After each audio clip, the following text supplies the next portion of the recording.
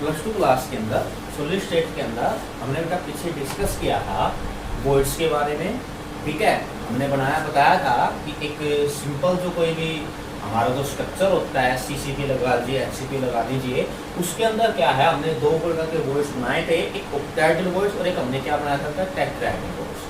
ठीक है, तो अब हम डिस्कस करते हैं हमारा नेक्स्ट टॉपिक, जिसको हम बोलते हैं पैकिंग फ्रैक्शन, या फिर इसको बेटा हम बोल देते हैं पैकिंग एफिशिएंसी। ठीक है भाई, तो पैकिंग फ्रैक्शन से क्या मतलब है, अभी हमने कहा था कि भाई अरेंजमेंट है, हमने स्ट्रक्चर बनाए हैं उसके ऊपर, तो पैकिंग फ्रैक्शन का मतलब यहाँ पे कि टोटल स्पेस कितना फिल्ड है पार्टिकल्स के द्वारा। ठीक है, मैं लिख सकता हूं it may be defined as total space filled by particles या ऑक्यूपाइड बाय पार्टिकल्स। ठीक है भाई, एक लैटिस के अंदर, एक अरेंजमेंट के अंदर कितना स्पेस उसका फिल्ड है, उसको आप क्या बोलोगे, उसका पैकिंग फ्रैक्शन या पैकिंग एफिशिएंसी। ठीक है बेटा, तो इसको हम कैसे निकाल सकते हैं, इसके लिए हमें क्या करना पड़ेगा, volume of the sphere divided by volume of the cube, volume of the cube multiplied with एंडर। ठीक है भाई, कैसे निकालेंगे कि हमें स्फीयर का वॉल्यूम निकालना है, क्यूब का वॉल्यूम निकालना है, स्फीयर के वॉल्यूम को डिवाइड करना है क्यूब के वॉल्यूम से, और एंडर से उसकी क्या करनी है, मल्टीप्लिकेशन करनी है। तो हमारे पास क्या आ जाएगा, पैकिंग फ्रैक्शन या पैकिंग एफिशिएंसी बोल लीजिए, या पैकिंग परसेंटेज, कितना पार्टिकल्स इसका फील्ड है। ठीक है, तो हमने तीन स्ट्रक्चर बनाए थे, सिंपल, फेस सेंटर और बॉडी सेंटर। तो हम पहले डिस्कस कर लेते हैं सिंपल का, सिंपल यूनिट सेल, या सिंपल बोल देते हैं, या सिंपल बोल देते हैं क्यूबिक यूनिट सेल। ठीक है भाई, तो इसके अंदर हम डिस्कस कर लेते हैं। इसके लिए हम क्या करते हैं, एक रफली डायग्राम ड्रा करते हैं। इसके लिए हमें डायग्राम की आवश्यकता पड़ेगी इसको सोल्व करने के लिए। ठीक है, तो ये मैंने यहाँ पे एक डायग्राम बना दिया है। ठीक है, तो आपको पता है सिंपल क्या था भाई, जिसमें कॉर्नर के ऊपर पार्टिकल्स अटैच हो। ठीक है, तो एक सिंपल के अंदर कॉर्नर कितने बने हुए थे आपके, 8 कॉर्नर थे ना भाई, और 8 पार्टिकल्स थे उसके अंदर। तो आपको इसके ऊपर डिस्कस करना है। चलिए मान लेते हैं हम, सपोज हमने सपोज कर लिया भाई, क्या सपोज किया हमने कि edge length of the unit cell, edge length of the unit cell ये हो जाएगी बेटा आपकी ए पिकोमीटर। ए मान लिया बेटा, ये आपकी एज लेंथ है। जैसे मान लीजिए आपके पास एक प्रकार से बोर्ड है, ये एक फेस है हमारा। ठीक है, अब हम यहाँ पे ड्रा करते हैं कि भाई ये है आपके पास, ये कॉर्नर, ये कॉर्नर, ये कॉर्नर और ये कॉर्नर। ठीक है ना, 4 कॉर्नर हो गए इसके। तो ये एज है इसकी, ये बेटा इसकी एज है, ये भी इसकी एज है, और ये भी क्या इसकी एज है। अगर मान लीजिए मैं बीच में पार्टिकल्स को ड्रा कर देता हूँ, ये बीच में पार्टिकल्स है, यहाँ से लेके बेटा मैं यहाँ पे यहाँ से देखूंगा अगर मैं, तो ये मेरा एक एज नहीं है। ठीक है, ये फेस के ऊपर आ जाएगा। ठीक है ना भाई, बेटा इसके ऊपर आपको ध्यान रखना है। फिर हम मान लेते हैं radius of sphere, radius of sphere ये हो जाएगी भाई आपकी आर। ठीक है ना, कि भाई आर क्या है, रेडियस ऑफ स्फीयर है। ठीक है भाई, तो मैं इसको नाम दे देता हूं ए, बी, सी, डी और ई। ठीक है भाई, नाम दे देता हमने ए, बी, सी, डी, को आप कुछ भी दे सकते हो। ठीक है, तो इसके लिए क्या कहता है, as the sphere touching each other. ठीक है भाई, स्फीयर टचिंग ईच अदर, तो देखो इसको मैं एक रफली आपको ड्रा करके दिखाता हूं। ऐसा कुछ है भाई, ये आपका बेटा ए, ये बी, ये सी और ये आपका ई हो जाएगा। ऊपर वाला उठा लिया हमने। ठीक है, तो देखना क्या यहाँ पे, ये आपका ए है, ये आपका बी है, तो क्या इसकी रेडियस आर, इसकी रेडियस भी आर। ठीक है, तो ये क्या होगी भाई 2r, इसका मतलब ये आपकी ए ही तो है, एज लेंथ ही तो है, देखिए आप एज लेंथ है। ठीक है, अब हम क्या करते हैं, number of spheres, number of sphere in unit cell. ठीक है भाई, स्फीयर निकालने हमें बताया था, एटम बोल देंगे हम उसको, स्फीयर बोल देंगे। तो स्फीयर कैसे निकालोगे आप? टोटल पार्टिकल्स 8 कॉर्नर पे और कंट्रीब्यूशन उसका था 1/8, तो कितना आ जाएगा? 1 आ जाएगा आपके पास। ठीक है, चलो स्फीयर हमने निकाल लिए। अब बेटा हम बात करते हैं स्फीयर के वॉल्यूम की। वॉल्यूम ऑफ द स्फीयर, बताइए क्या होता है स्फीयर का वॉल्यूम? आपको पता होना चाहिए 4/3 पाई आर क्यूब। ठीक है, चलिए भाई, volume of cube, volume of cube A cube है। ए कितना है बेटा आपके पास? 2r, इसका क्यूब करोगे तो कितना हो जाएगा? 8r/r3। ठीक है, अब बेटा हम पैकिंग फ्रैक्शन निकाल देते हैं इसका, क्योंकि स्फीयर तो एक ही है। ठीक है ना, नंबर ऑफ स्फीयर भी एक ही आपके पास। स्फीयर का वॉल्यूम भाई 4/3 पाई आर क्यूब। ठीक है, 4/3 pi r cube divided by volume of the cube 8r³ into angle. ठीक है बेटा, तो ये हो जाएगा, कितना हो जाएगा भाई? π/6 इनटू एंगल। ठीक है भाई, तो कितना हो जाएगा आपके पास था? π/6 इनटू एंगल, इसका मतलब 52.4%। ठीक है, तो ये आपका फील्ड आ गया। कई बार वो आपसे एम्प्टी स्पेस के बारे में पूछ लेता है कि बताइए सिंपल यूनिट सेल में एम्प्टी स्पेस कितना है। ठीक है भाई, तो टोटल स्पेस आपका एंगल, अब सिंपल में ये किससे भरा हुआ है? 52.4। तो बताइए कितना हो जाएगा?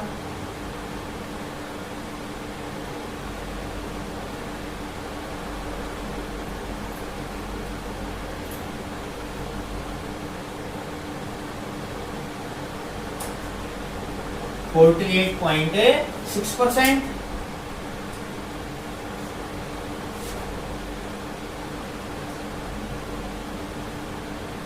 तो बेटा 47.6%। ठीक है, क्या हो जाएगा ये आपका? 47.6% आपका क्या है भाई? एम्प्टी स्पेस है। किसका एम्प्टी स्पेस है भाई? इसका है सिंपल क्यूबिक यूनिट सेल का। ठीक है, चलो बेटा अब हम आगे नेक्स्ट डिस्कस करते हैं। सेकंड हमारा, क्योंकि हमने 3 बनाए थे भाई, ये आपका 1 है। चलिए अब डिस्कस करते हैं सेकंड। जल्दी बताइए सेकंड क्या था आपका? Face centred. Face centred. ठीक है, क्या था आपका? Face centred. ठीक है, face centred. Again close packing. Face centred close packing बोल दीजिए आप, या फेस सेंटर्ड क्यूबिक। चलो हम क्यूबिक ही लिख देते हैं, क्यूबिक, या आप इसको ब्रैकेट में लिख देता हूं, इसको हम बोल देंगे क्लोज पैकिंग। चलिए अब इसको हम क्या लिख देते हैं? FCC। ठीक है, क्या लिख देते हैं हम? FCC। तो यहाँ पर एक ग्राफ, सॉरी एक डायग्राम ड्रा कर रहे हैं। वैसे होता क्या है भाई FCC आपका? पता होना चाहिए ना भाई आपको कि आपका FCC होता क्या है? FCC फेस सेंटर, मतलब कॉर्नर के साथ साथ एक फेस पे पार्टिकल हो। बेटा मैं ऊपर वाले फेस की बात कर लेता हूं। ठीक है, इसको मैंने मान लिया भाई A, इसको बेटा B, ये हमारा C हो जाएगा। तो ये आपके पास क्या हो जाएगा? Face centred cubic. इसको मैं यहां से ऐसे ड्रा कर देता हूं भाई। चलिए अभी बाद में डिस्कस करेंगे, इसके ऊपर भी पढ़ते हैं हम। ठीक है, उसी प्रकार का sports edge length of the unit cell. Edge length of the unit cell क्या आ जाएगी भाई? 8 पिकोमीटर आपने मानना अभी कि वही 1 पिकोमीटर है। फिर हमने सपोज किया भाई क्या, रेडियस ऑफ द स्फीयर। भाई स्फीयर जो है उसकी रेडियस आपकी कितनी थी, 8 थी भाई। अब बेटा मैं एक बार है ना इसके स्ट्रक्चर को ड्रा करके दिखा देता हूं मैं आपको। ये ऐसा कुछ है भाई, ये बेटा आपका ए, ये आपका बी और बेटा ये आपका सी। ऐसा ही है ना भाई, क्या बोला, फेस, तो फेस के अंदर, ठीक है, समझ में आ गई बेटा मेरी बात। तो फेस के अंदर ये देखिए यहाँ पर, ठीक है, फेस के अंदर हो जाएगा आपका। चलिए अभी हम डिस्कस करते हैं इसके ऊपर। तो क्या बोलता है, as the sphere touching each other, as the sphere touching each other. भाई ए और सी के एज लेंथ तो नहीं है आपकी, ए और सी के, भाई ये आपका ए है, देखना बेटा ध्यान से, ये बेटा बीच में सेंटर का है और ये सी है। तो देखिए ये बेटा आपका आर, ये वही आर आपका, ये बेटा आर और ये आपका क्या हो जाएगा आर, ये आपका ए और ये सी। इसको मैंने ऐसे कर दिया बेटा, घुमा दिया इसको, ठीक है ना, इसको उठा के मैंने क्या कर दिया, घुमा दिया बेटा, ठीक है। तो क्या हो जाएगा ए सी, बोलिए कितना आ जाएगा भाई, AC 4R। हमें तो भाई ए चाहिए, हमें तो एज लेंथ चाहिए, हमें इसकी एज लेंथ से क्या मतलब है, हमें इससे कोई मतलब नहीं है, हमें तो फेस के पार्टिकल्स की चाहिए। तो वहां पर देखिए, इन राइट एंगल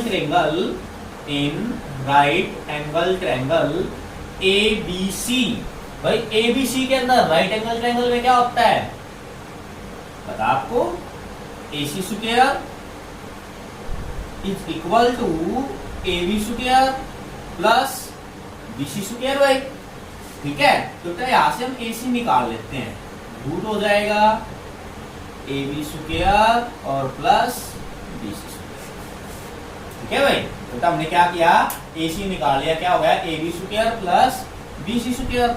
तो AB देखिए आप, यहाँ पे आपका AB क्या है, A स्क्वायर, BC क्या आपका A स्क्वायर, क्या बन गया 2A स्क्वायर, क्या बन गया 2A। तो क्या कहता है AC रूट 2A।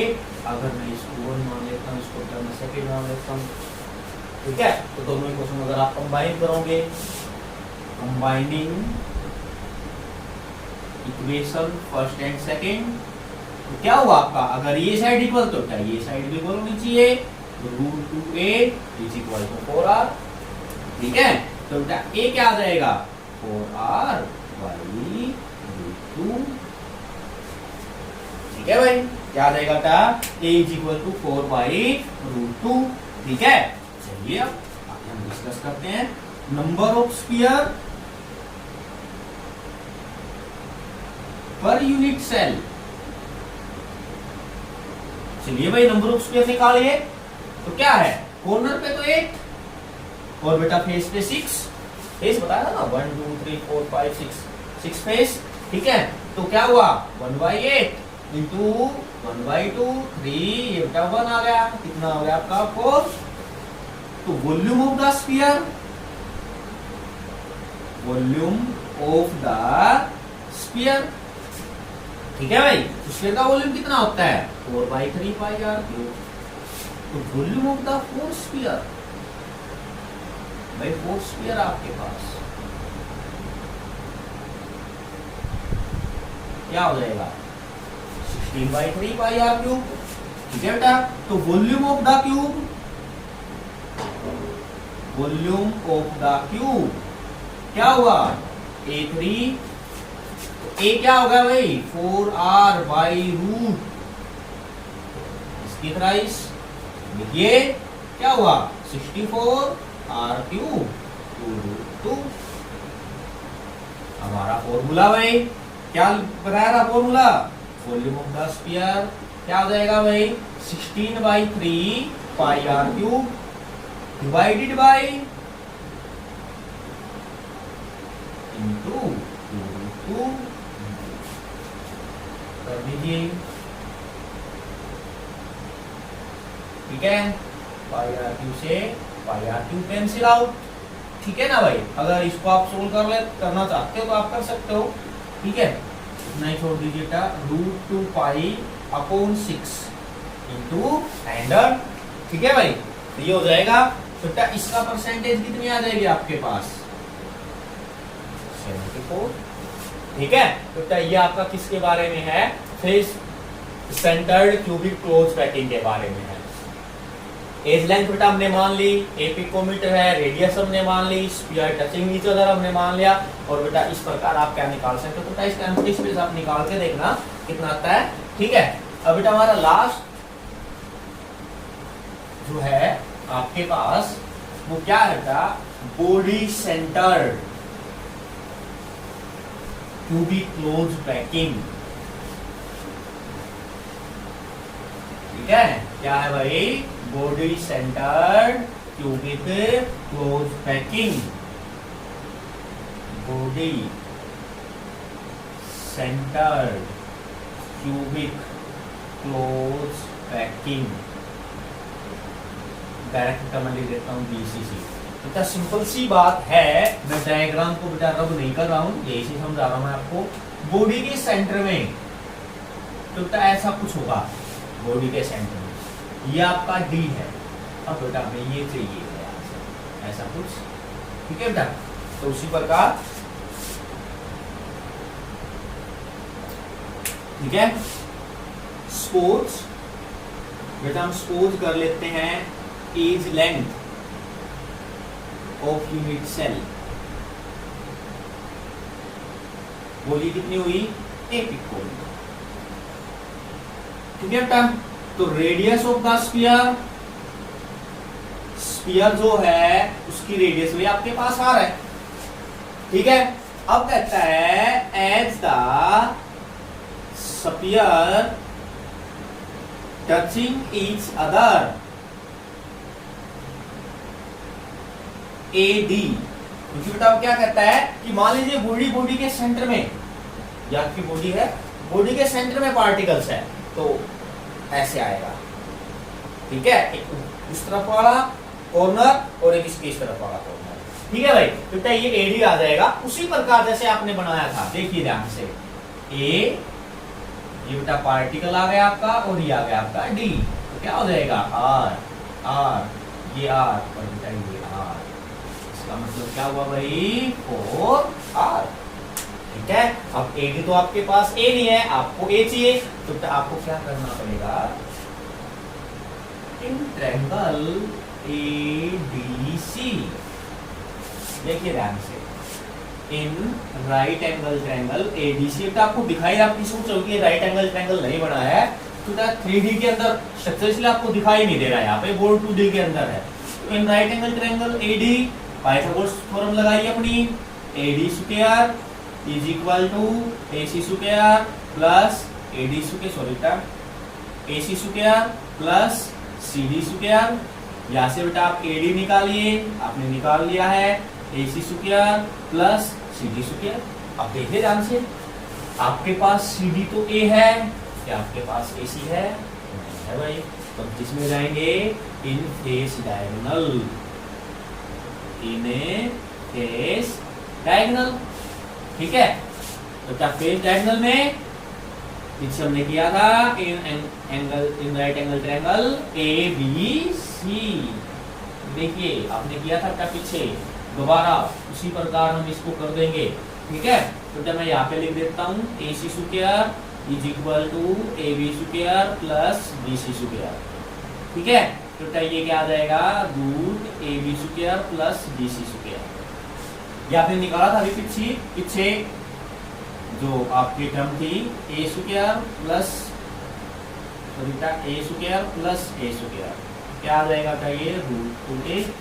चलिए अब इस वैल्यू को इस इक्वेशन में पुट कर दीजिए, पुट कर दिया मैंने, क्या किया, root 2A square plus A square, ये क्या आ गया, A स्क्वायर तो रूट 3A, ठीक है। उसी प्रकार बेटा इसको कंबाइन कीजिए, कंबाइनिंग इक्वेशन फर्स्ट और सेकंड, बेटा मान लीजिए फर्स्ट मान लीजिए, मैंने सेकंड मान ली, ठीक है, तो combining equation first and second, ठीक है, तो क्या आ जाएगा, AD is equal to √3a √3a is equal to 4r, ठीक है बेटा, तो यहाँ से a क्या आ जाएगा 4r/√3, ठीक है। तो उसी प्रकार हम निकाल लेंगे number of spheres per unit cell, ठीक है भाई। तो स्पीयर पर यूनिट सेल में क्या होगा भाई, कॉर्नर पे और बॉडी के सेंटर में, तो कितना हो गया भाई 2। अब हम क्या करेंगे, volume of the spear 4/3 πr³, ठीक है भाई। क्या करेंगे बेटा, अब हम वॉल्यूम निकालेंगे स्पीयर का 4/3 πr³। कितने स्पीयर आपके पास, 2, तो वॉल्यूम ऑफ 2 स्पीयर कितना हो जाएगा भाई, 2 × 4/3 πr³, कितना बन गया बेटा πr³। Volume of the cube बोलिए,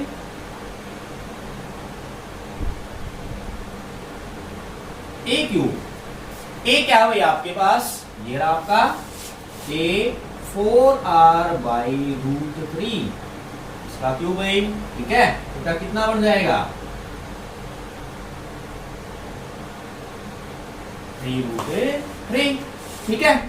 अब पैकिंग फ्रैक्शन का formula, volume of the sphere, तो बेटा वॉल्यूम ऑफ द स्फीयर जो है वो आपके पास ये है, वॉल्यूम ऑफ द क्यूब ये बेटा ऊपर चला जाएगा आपके पास,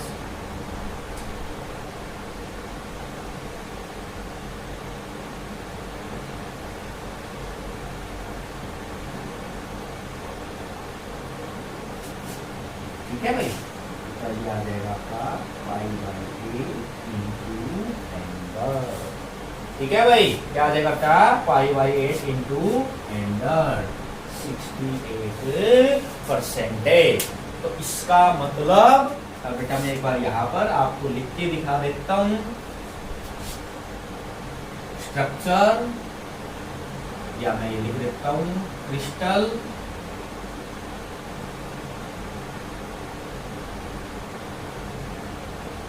पैकिंग फ्रैक्शन और empty space, simple FCC BCC, बोलिए बेटा सिंपल में कितना आया था 52.4, कितना हो जाएगा 47.6, और FCC में कितना हुआ था भाई आपका 74%, और इसमें कितना हुआ था भाई 68%। बोलिए इसमें कितना आ जाएगा आपके पास 26, ठीक है, और इसमें